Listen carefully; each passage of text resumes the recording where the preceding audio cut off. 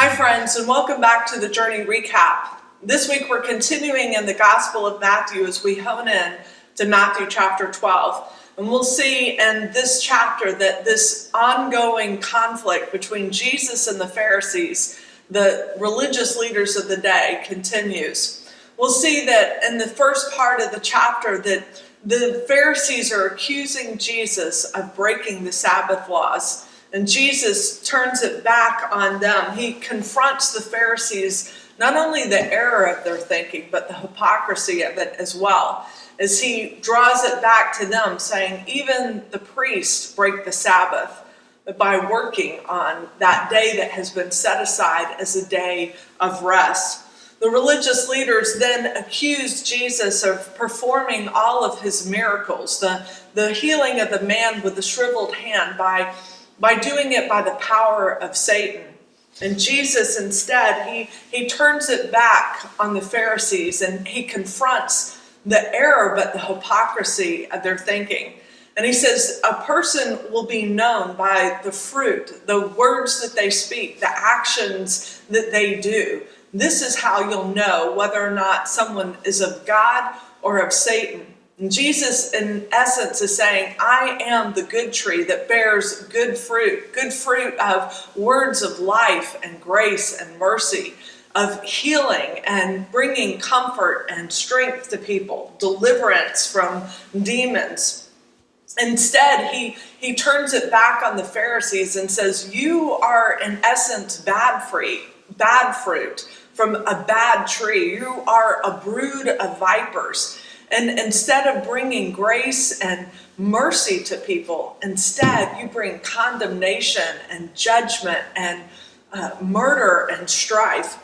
And the religious leaders, they want Jesus to prove himself. Are you really the Messiah? Are you the one that we have heard about?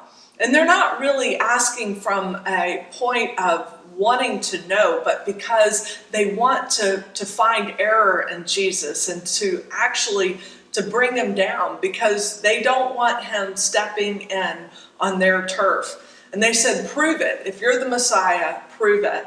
And even after all they've seen and heard and witnessed for themselves, they still don't believe. And Jesus says to them, the only sign that you're going to receive is the sign of Jonah. And he kind of alludes to the death that he's going to have, and that one day the proof will be in the pudding because Jesus will rise from the dead. He says 3 days, like Jonah was in the belly of the fish, 3 days and 3 nights I will be in the heart of the earth. And even after all this, Jesus then calls them out to be an adulterous, unbelieving generation.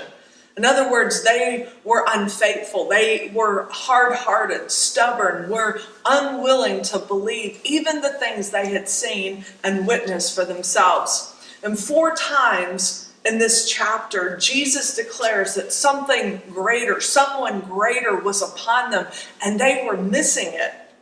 He says, I am greater than the temple. Charles Spurgeon, a theologian, writes, the temple was built as but a symbol, and Jesus is the substance. In other words, Jesus isn't just a building, but he is the embodiment of God himself. And later he says, I am greater than the Sabbath. And there was a day set apart as a holy day of rest, a time to recover from the week of work. But Jesus says, I am greater than the Sabbath, meaning he is the one who brings us rest from our anxiety, rest from our fear, rest from our worries. St. Augustine of Hippo in the 4th century wrote these words. He says, our heart is restless until it finds rest in you.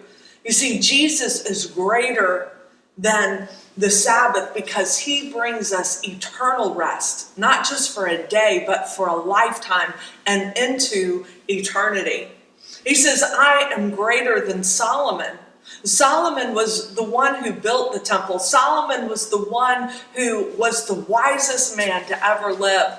But there is no wisdom in comparison to the wisdom of God. And Jesus, as the embodiment of God himself, brings us wisdom that we could never earn or never get from our own striving. And then he says, I am greater than Jonah. And Jonah went and preached the gospel, or a message of repentance, calling people back to God. And the people responded in Nineveh. That Jesus comes to preach not only to a single city, but to the nations. He is the hope of all nations.